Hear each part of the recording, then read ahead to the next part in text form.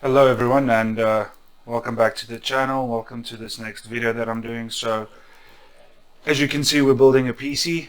This is going to be an interesting one, quite a unique PC, I think. It's an older PC for sure, but so the story of this PC is my brother has asked me to build a media PC for him.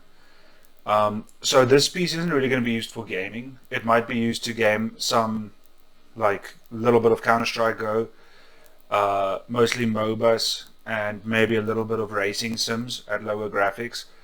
So don't really need the best of specs for this, and some of the parts that are here he has given to me, so some of them are a little bit outdated, but it's always interesting to see what you can do with older hardware, right? So let's start out with the case here. This is an interesting case. This is actually a Silverstone chassis that is meant to look like a hi-fi component, like an amp or a preamp or something. And you can see with the black aluminium finish, it if you just put it in your little TV cabinet there, it would look like a hi-fi component. You wouldn't be able to tell necessarily that it's a PC, so it would fit in nicely.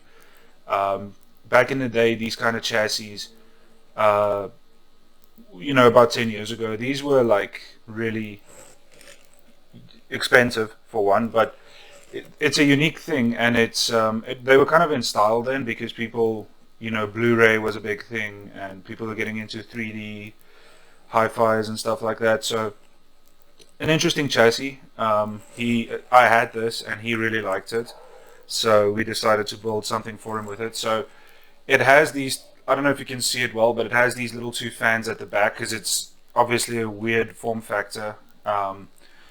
It does support, I believe, up to 80x, so it's quite big. It has also a little. These look like 40mm fans, like really small. Has another one up front here, and then what's cool about this is you can actually open it up. So there you have the front I/O, the USBs and everything, and that seems to be like a something you could put like a floppy disk drive or something like that, maybe a fan controller. And then over here you've got a hot swappable hard drive spaces, which is kind of cool, especially for media. So you can actually pull these out. Well, maybe not from this side. There we go. So you can actually pull these out, and then when you have a hard drive in there, you can easily take it to another computer or whatever you need to do, maybe for backups or something like that. So that's pretty cool. Nice little power button. Like how that feels. So that's the case. That's the chassis. Moving on to the semi-pre-assembled motherboard and CPU here. This is, I'm not sure which it is, but this is an FX CPU from AMD. So it's a little bit older. This is a DDR3 system. Maybe from around 10 years ago or so, but the interesting thing is that you would think that this would be DDR2, but it actually is DDR3, and the motherboard itself says USB 3, so it can't be that old. It's not recent, obviously, but it's not like it's like 15 years old or anything, so quite interesting. Might be like one of the first iterations of USB 3 that's out there. But yeah, quite interesting. And this is quite a small form factor motherboard. I believe this is like a mini ATX or something. Doesn't seem like micro ATX. So yeah, it's going to be interesting to see how it does. Socket AM3, and it has 2 DIMM slots for DDR3. So going to be running 1600 megahertz. Transcend RAM, I believe. Yeah, Transcend. 1600 megahertz DDR3. This is a 4 gig stick that was in the motherboard when I got it, and this is a 2 gig stick which I had, but it's the same kit. So I decided to pair them. So the PC is going to have 6 gigs, which should be okay for media, just watching movies and stuff. Even for some games, like it's dual channel at least. for the graphics card, we have this little 1030 2 gig ITX, and this is the MSI, I believe. Yeah, MSI variant. We cleaned this one up in the recent video that I did, so you would have seen this one already. Again, not really super suitable for like big screen gaming or anything, but you can definitely run games. In terms of hard drives, I just pulled out an old hard drive that I had. This is a 7200 RPM 1 terabyte hard drive, so that's just standard there. And in terms of SSDs, I have these two. One is a 120 gig Pyro drive and one is a 64 gig Kingston drive. One of them don't work, and I don't know which one. So if my brother's lucky, it's the smaller one that's not working. So we'll see. But he's definitely getting an SSD with this, which is vital for, especially for a media PC. And then the CPU cooler that came with the motherboard. I don't have anything else for AM3, so I'm glad that something was on it. This is quite dirty. Probably going to clean this. Going to clean the motherboard as well. Just like a little stock AM3 cooler. I kind of missed the whole AM3 thing. I wasn't really an AMD guy back then, before Ryzen, pretty much. And used to have like Core 2 Duos and Core 2 Extremes and even Core 2 Quads, and then the Core i series. So missed these ones, but it's going to be interesting to see how this runs since I never have. Probably not going to be able to put Windows 11 on that. And is that it? Oh, and then lastly, we've got a little RX 300 XT. That sounds like an AMD graphics card. RAID Max power supply. It's just like a standard 300 watt power supply from RAID Max. I don't know if a lot of people know RAID Max, but here in South Africa they're quite big. They used to be very big, but they've fallen off a little bit. But they've come back with a new range of products lately, and this is one of their power supplies. I like it. It's basic, but it's cheap as well, and it does the job for a little underpowered system like this. But if you have if you want to run anything more than I don't know, like a 1050, I wouldn't recommend going with this. I would recommend just getting something a bit more expensive and 80 plus. So cheap power supply, but you know, it's a very underpowered PC, so wouldn't be a problem. So that's it for the parts. Let's get into building it and put this interesting media PC together, and we'll definitely check out the result at the end. Let's do it.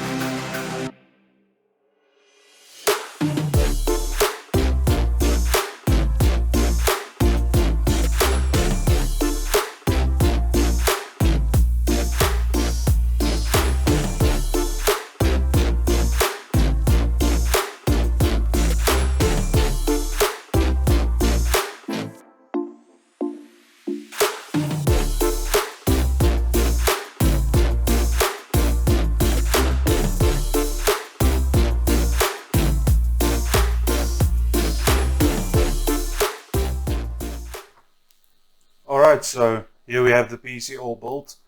Um, like I said, it's quite a unique one. It's really cool looking. It has this really it's difficult to explain, like stardust kind of paint finish on top. It's very reflective, as you can see there. In the reflection, you can see my hand there, for instance. And yeah, it's just a really nice chassis. I know Silverstone still makes chassis. I haven't used one in a couple of years, but really nice.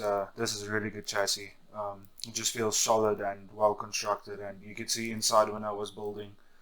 Um, there's a little bit of place to tuck cables away and such. Obviously, it's going to be difficult to get cable management perfect in a build like this, but you could, with enough time and effort, you could make it look decent.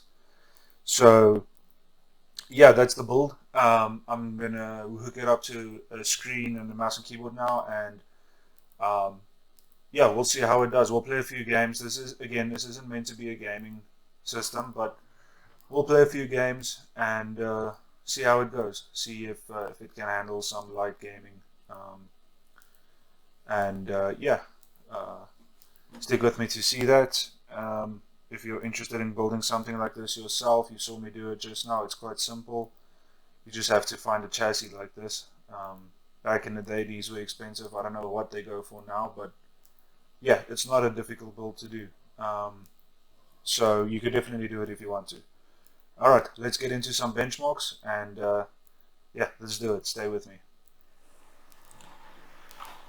Okay, so here we are testing this little media PC that we built with a lot older hardware. And for the first test, it's not a test that I usually do. This is a new one that I'm introducing, and it is the Crash Bandicoot 4, the remake. It's the benchmark for that. This is like an interactive benchmark we have to run around and stuff. And yeah, this is running at HD actually, but everything is on low with no post-processing. But to be honest, it looks really good. I don't know how well you can make out the FPS on the screen there, but it's running at about 40, which is not even that bad right now, for, you know, considering the hardware in this system. So yeah, I'm pretty happy with it so far. I think it's a decent result so far.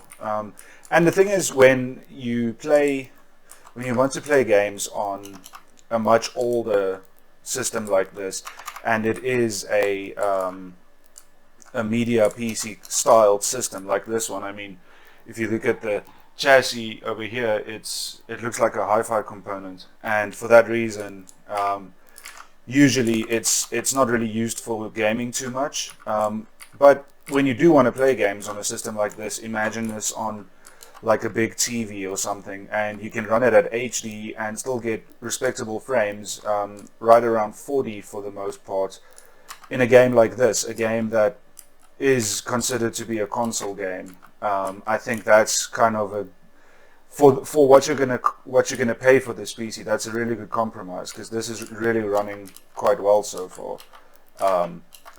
It's a very console feeling experience so far, and visually I think it's not too far off what you would get out of maybe something like a Xbox One or something like that.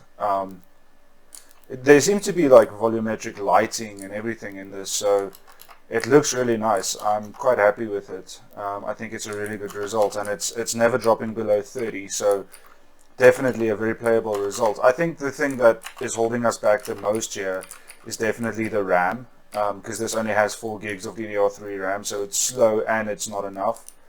I don't know what to do here. I haven't actually played this game. Let's just drop down. Oh, there we go. It's kind of like that old Tarzan game on the PlayStation 1. I don't know if any of you played that game a long time ago. But yeah, this is a very respectable result, and it's very playable. I don't really see any lag for the most part, and it looks really good. So I'm curious what this game would look like at max graphics. So yeah, let's take a quick look at the actual stats there. 37 frames using around 3.5 gigs of RAM, almost at capacity. CPU is at 43 degrees Celsius, that's quite good. It's being used, almost half of its power is being used. We're using around 2 gigs of video memory, that's all this card has anyway. And we're pulling about 30 watts, which isn't a lot from the graphics card. Yeah, and the graphics card's around 50 degrees Celsius, and it is being used to capacity. So for this use case, I think this is a really good system. And if the question is, will it play games, even new games, because this is a new game, the answer is yes. Just probably not that well in the most cases. Let's do 1 or 2 more tests and see how it does in other games. Okay, getting into a game called Graven now, and this is running at HD with medium settings all across the board. So yeah, and it's looking quite nice. Oh damn, shouldn't have done that. It's looking quite nice, and it is running quite well. We are getting around 50 frames for the most part now, and yeah, this is quite a busy section over here on this dock.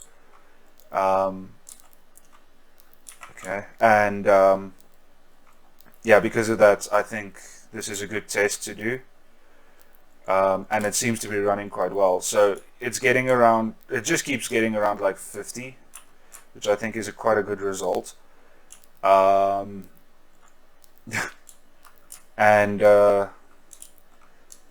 yeah, I mean, it looks very nice. I think it would look really nice on a TV as well because of the art style. We're using around 3 gigs of RAM, so we have like a gig to spare there. CPU is under 50 degrees. CPU isn't working that hard, it's like at 60%. We're using only 1 gig of video memory, so we could probably turn up some of the texture settings, maybe too high, and then we'll see like a small drop in FPS, but it'll look a lot better, I think. But this already looks really nice, and because of the art style, the low textures kind of work for it, because of the pixelated kind of art style. And so I think it's quite nice. GPU again is working hard. It's maxed out in terms of utilization, and it is still pulling around 30 watts. So yeah, this is a good result. It's definitely playable. And again, this is a modern game. Okay, this game looks a lot worse than a lot of newer games, and this is an indie game, but stylistically it looks nice. So I think this is a good result as well. Let's move on to the next one. Alright, so getting into Doom Eternal. The resolution is 720p, so because of that, Riva Tuner has stretched out the text on the screen a lot more, so it's going to be a lot more visible and in the way. But yeah, at least you can see it. There seems to be quite a mixed bag. So there's a lot of stuttering, but the FPS is playable. And of course, when I tested this graphics card on my own PC, it did a lot better because the rest of the PC was a lot better, right? So it feels playable, but it's also very stuttery, and so I think definitely playable, but you will have to be able to just take the stutter and I guess just not complain about it, because there's not too much you can do about it unless you are able to get more RAM, because I think this game is using up all the RAM pretty easily. Looking at the metrics here, the memory is the video memory is being used all the way to capacity. The GPU is, again, the temperatures aren't too bad, but the GPU is maxed out in terms of usage. Can't even see the wattage because of the size of the text. The RAM is being almost completely used. The FPS is quite good, but there isn't a lot going on and we're still inside, so I expect it to drop by a lot when we actually go outside. And yeah, I think, is it playable? Kind of. You can play it. Should you? Probably not. I don't think it's going to be the best experience unless you're able to get a bit more RAM. And so if the question is if you should game with 4 gigs of RAM, the answer is probably not anymore. I think if this PC had like 8 gigs of RAM, I think it would make a big difference. It would just eliminate a lot of that stutter. But apart from that, you can play. It's not lagging to the extent of, okay, there was a big stutter there. So it's struggling with loading basically, and I think that's the video memory as well as the RAM amounts. And so if you did a small upgrade, it would make a big difference. But yeah, it is playable, and so yeah, would I recommend it? Not really, but you can definitely play. And again, this is a new game. With visually, it's very nice looking, and it's incredible that you can play a game that looks this good on a graphics card that costs this little. And so I wouldn't complain too much about it. But yeah, with that being said, let's test one last game and see if we can get a high frame rate on it. Yeah, let's do it. Alright, loading into Northgard, a test I've been doing a lot lately. And this is running at HD at maximum, and this is running really well. So this is running on full graphics right now, and seems to be between 50 and 60 FPS. So obviously I haven't done much yet, but yeah, definitely running well. Let's build a few buildings. I do feel a little bit of input lag. Nothing too bad. Let's build a house.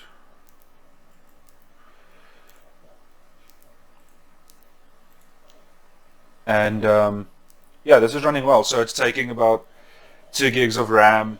CPU is really cold on this one. It's not doing much. It's like 20% utilization. Memory it's only using about 1.5 gigs of RAM, not even. GPU is at basically 50 degrees Celsius and like 80% utilization, pulling about 25 to 30 watts. Yeah, this is doing really well. And so I think if you have a system like this, you could probably focus on playing these kinds of games. Not just because this is a new game, this isn't even an old game, but these kinds of games with these art styles are a lot easier to run, and yeah, it looks really nice. It's the same as with that Graven game that we played. It's stylized kind of games. They run better because they don't have normal mapping, they don't have ambient occlusion, they don't really have a lot of extra maps like filtered maps or this is only a diffuse map. There's no specular lighting, anything like that. And I know this water has like nice reflections and stuff, and there's like a nice fog of war effect and things, but this is basically just a mesh with a texture right now, and it looks really nice because it's thematic, but it doesn't take that much to run. And so I think that's why this is running so well, and you can definitely play games like these, and that makes me think games like Dota or World of Warcraft or what's the other one, LOL, League of Legends. Those kinds of games would run well on a PC like this, I think, and for that reason I think you could probably, if you just want to play those kinds of games, you could use something like this. I'm quite sure you could run Counter-Strike Global Offensive with this, maybe on like medium at HD. So you do have quite a range of games that you can play with a cheaper system like this. And if you want to get into gaming, I know this is a media PC, but if you want to get into gaming, you could try a cheaper PC like this and just see if it's for you before investing $1,000. Because you could build this PC for like $200-300, maybe even less. And so I think in that way it makes sense. And yeah, I'm not really doing anything, I'm just kind of looking at it, but yeah, I think that's probably it for the testing. This game runs well. Most of the games that we tested ran quite well. Doom struggled a little bit, but I think just more RAM would solve that issue. And yeah, I think the benchmarks were almost better than what I expected. So um, let's talk about it a little bit, and yeah, end the video after that. So let's get into the outro basically and discuss the results a little bit. Okay, so that's the result for the media PC that we built. Um, I think the PC did quite well. Overall, I'm really happy with how it performed, and you can, with a piece like this, you can put it upright like this. It's a really nice chassis, really nice construction quality, nice materials. This is aluminium front, really nice quality metal on the sides, and overall it's just a really nice system for the end purposes that we use it for. You'll see at the bottom it has these little feet, and yeah, you can open it up like this, like I showed you previously, and I think overall just a really nice system, especially if you put it into your hi-fi cabinet, and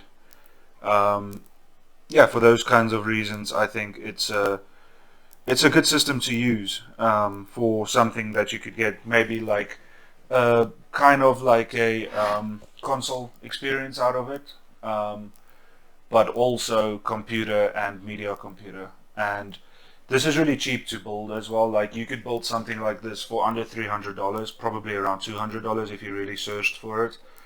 Um, and it's very upgradable as well. Even just throwing another 4 gigs of RAM and a $100 graphics card into this would have made it twice the performance that we got out of it. And because of that, I think it makes sense to get something like this.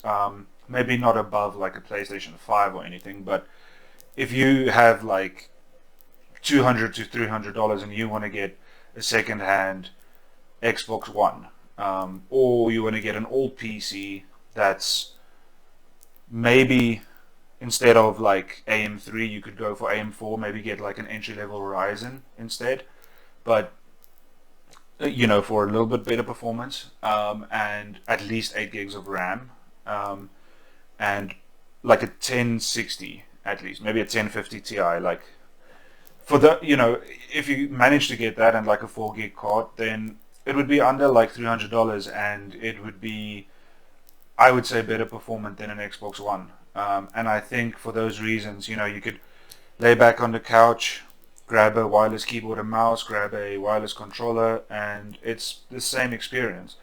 This ran Crash Bandicoot 4, which is a very recent game, at about 30 FPS constantly on HD, I believe at medium settings.